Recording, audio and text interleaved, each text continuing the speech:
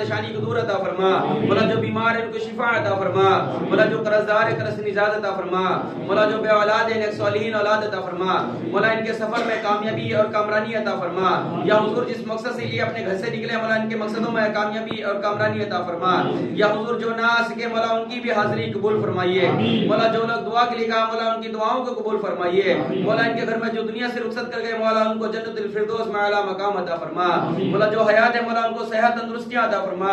मौला इनके कारोबारों में खैर व बरकत अता फरमा। मौला इनकी जान की माल की इज्जत की आबरू की हर चीज की हिफाजत अता फरमा। या इलाहुल आलमीन पाक परवरदिगार आलम हमारे हिंदुस्तान में आगे बढ़ते रहिए मत कहिए उधर के लिए आपने सल्लल्लाहु अलैहि व आलिहि व अस्हाबिहि व बारिक वसल्लम तस्लीमा। या तो खून करा शैतान रजीम अला इन्ना औलिया अल्लाह ला खौफुन अलैहिम व ला हुम यहज़नून अल्लज़ीना आमनू व कानू यत्तक़ून सुब्हान रब्बिका रब्बिल इज़्ज़ति अम्मा यसिफून व सलामुन अलल बिस्मिल्लाहिर्रहमानिर्रहीम। सबसे पहले अस्सलामु अलैकुम आप सभी लोगों का। और हुजूर बारगाह गरीब नवाज़ का उर्स चल रहा है, 812वां उर्स मुबारक चल रहा है। इस उर्स के मौके पर बड़े दूर दराज से लोग आते हैं, कोने कोने से हुजूर बारगाह गरीब नवाज़ की बारगाह में पहुँचते हैं। और हिंदुस्तान में जितने भी औलिया इकराम दरबार हैं उन दरगाहों पे होते हुए ज़ियारत करते हुए, जैसे कि आपके कलिया शरीफ पहुँचते हैं, कलिया शरीफ से हुजूर बारगाह अबू अली शाह कलंदर में पहुँचते हैं, कुछ लोग हज़रत निज़ामुद्दीन रहमतुल्लाह अलैह की बारगाह में पहुँचते हैं, कुछ लोग डायरेक्ट जयपुर निकल जाते हैं। दूर दराज से लोग आते हैं, हर कोने कोने से लोग आते हैं यहाँ पर बारगाह कलंदर साहब की बारगाह में। हुजूर गरीब नवाज़ का उर्स जब होता है पूरी दुनिया के लोग हिंदुस्तान के कोने कोने से अपनी बस के कोई कैसे कैसे अपने 1-1 रुपया 2-2 रुपया जमा कर कर निकलते हैं वो लोग ज़ियारत के लिए। तो बारगाह कलंदर साहब में बारगाह हाजिर देते हैं। यहाँ से होते हुए जयपुर, अजमेर, कुछ लोग दिल्ली जाते हैं, दिल्ली से अजमेर निकल जाते हैं, कुछ लोग डायरेक्ट अजमेर निकल जाते हैं। और बारगाह अबू अली शाह कलंदर में हज़रत अबू अली शाह कलंदर रहमतुल्लाह अलैह की बारगाह में आपके जो नाम है हज़रत शाह शरफुद्दीन अबू अली शाह कलंदर रहमतुल्लाह अलैह, आपके वालिद जो थे सैयद सलार फ़खरुद्दीन इराकी रहमतुल्लाह अलैह, सन 606 हिजरी में आपके वालिद तशरीफ़ लाए थे इराक़ से।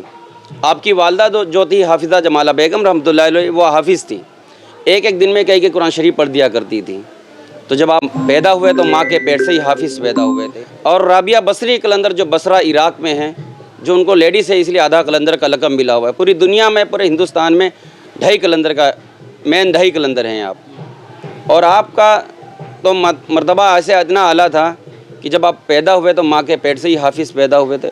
और जो शख्स माँ के पेट से ही हाफिज़ पैदा हो तो उसके मर्तबे कितने आले होंगे। उर्स की बात करें तो क्या मान्यता है इसकी, क्या मतलब? देखिए जी, उर्स की मान्यता हिंदल वली अताए रसूल हुजूर गरीब नवाज़ के सब ये दीवाने चाहने वाले बड़ी दूर दराज से लोग आते हैं और उन्हीं की मोहब्बत में, उन्हीं की मगन में ये चलते फिरते आते हैं सरकार के बारगाह में। और जितने भी औलिया इकराम हैं उन सब में हाज़िरी देते हुए निकलते हैं सरकार।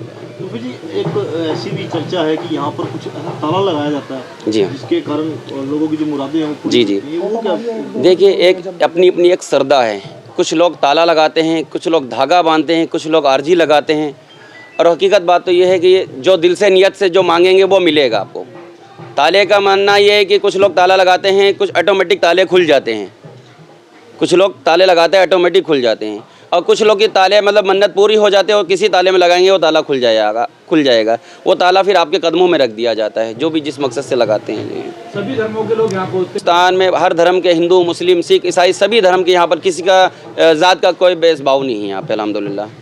और यहाँ पर तो ख़ास करके सरकार अबू अली शाह कलंदर की बारगाह में 99.6% सब लोग आप ही लोग आते हैं यहाँ पे सरकार की बारगाह इलाही में, और सभी लोग फैज़ होते हैं, सभी को फैज़ मिलता है यहाँ से बारगाह में।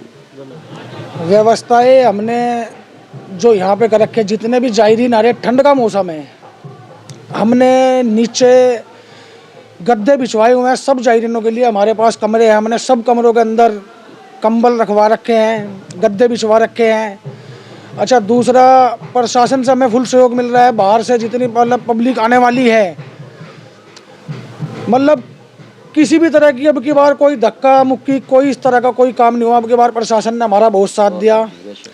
और रही बात अंदर की भी हमने पूरी व्यवस्था कर रखी है। ये आप बाहर देखोगे, हमने टेंट वगैरह की पूरी व्यवस्था, ओस से बचने के लिए नीचे सारे कालीन वगैरह बिछवा रखे।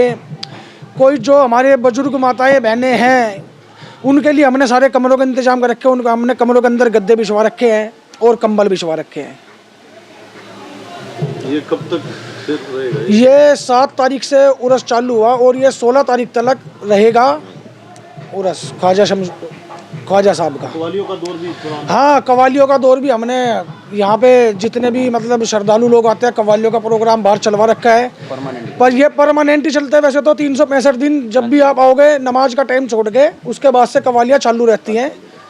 और इंशाल्लाह सभी हमारे हिंदू भाई भी, हमारे मुस्लिम भाई भी, सिख भाई भी हमें पूरा का पूरा सहयोग कर रहे हैं। पूरे का पूरे 36 बिरादरी का हमें समर्थन मिल रहा है। हर चीज़ में, लंगर से लेके किसी भी चीज़ की व्यवस्था हो, मेरे पास फ़ोन आते हैं, भाई किसी भी चीज़ की ज़रूरत हो तो हम तैयार हैं। राशिद भाई, कितने लोग यहाँ पर अभी तक पहुँच चुके हैं और कितने लोगों का अनुमान है, क्या कुछ व्यवस्था? देखिए ऐसा है, रोज़ डेली की 30 से 40 बसें आती हैं यहाँ पे, डेली सुबह के टाइम से लेके और शाम के टाइम भी रहता है। लाखों की तादाद में पब्लिक आती है और लाखों की तादाद में पब्लिक जाती है। ये नहीं है कि यहाँ पे जमावड़ा इकट्ठा होता है, आते रहते हैं, दर्शन करें और निकल जाते हैं। कोई बाहर से कव्वाल भी बुलाए गए हैं? हाँ, ये बाहर से हमने कल एक कव्वाल बुला रखे हैं। हमारे बाहर से एक मशहूर कव्वाल हमने मुजफ्फरनगर से कल बुलाए हैं। वैसे तो हमारे दरगाह में यहाँ से पगड़ी बंद कव्वाल हैं 2, वही करते हैं, लेकिन हमने कल स्पेशल प्रोग्राम रखा, उसके लिए हमने कल बाहर से कव्वाल बुलाए हैं।